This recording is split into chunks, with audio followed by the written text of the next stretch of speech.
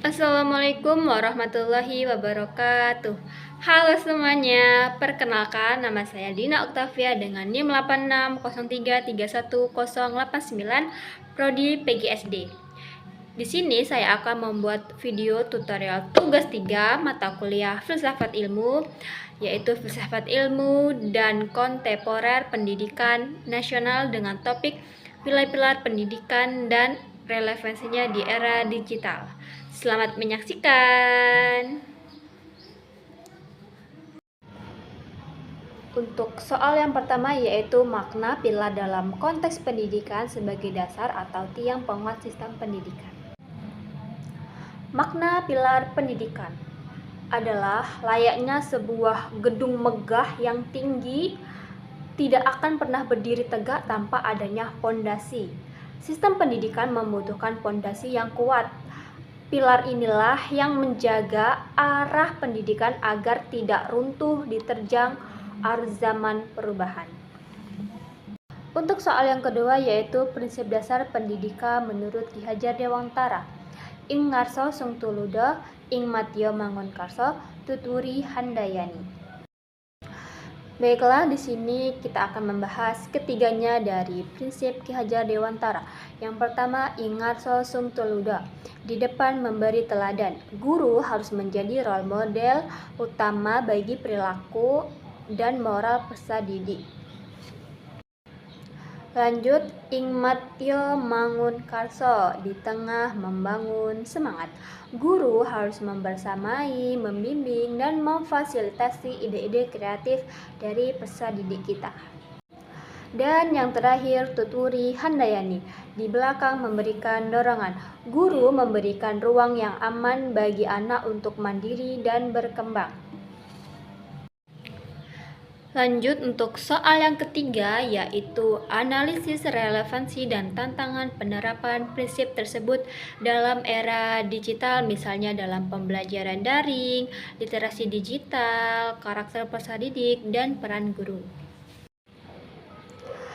Yang pertama yaitu ada tantangan era digital. Yang pertama ada gempuran informasi.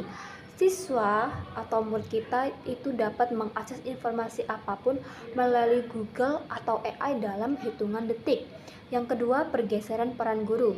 Jika peran guru hanya sebatas penyampai materi buku, maka posisi tersebut sudah digantikan oleh teknologi. Yang ketiga, krisis empati dan karakter. Teknologi saat ini sungguh sangat canggih, namun tidak bisa mengajarkan empati, etika, dan sopan santun. Nah, di sini filosofi pilar dari Ki Hajar Dewantara menemukan urgensinya untuk menghidupkan kembali secara konstekstual. Lanjut untuk pembahasan selanjutnya yaitu kontekstualisasi pilar Ki Hajar Dewantara saat ini. Yang pertama ada teladan literasi digital, ing ngarso sung tuluda. Guru harus menjadi contoh nyata dalam berliterasi digital, mencontohkan bagaimana menyaring berita hoak, menghargai privasi, dan menggunakan bahasa yang santun di dalam media sosial ataupun di dalam grup kelas sebelum menuntut hal yang sama pada siswa. Selanjutnya, fasilitator dan pelindung mental, ing matya dan tuturi. Guru menciptakan pembelajaran yang aktif, bukan sekedar membagikan tautan tugas. Guru juga berperan memantau dari belakang, memastikan siswa berselancar atau bermain media sosial dengan aman dan tanpa tersesat pada cyberbullying. Pendidikan di era digital bukan sekedar tentang kelancaran mentransfer file, melainkan keikhlasan mentransfer ilmu kepada anak-anak didik kita. Selanjutnya, untuk pertanyaan yang terakhir, yang keempat, yaitu refleksi singkat tentang bagaimana pilar tersebut dapat menjawab persoalan pendidikan nasional saat ini.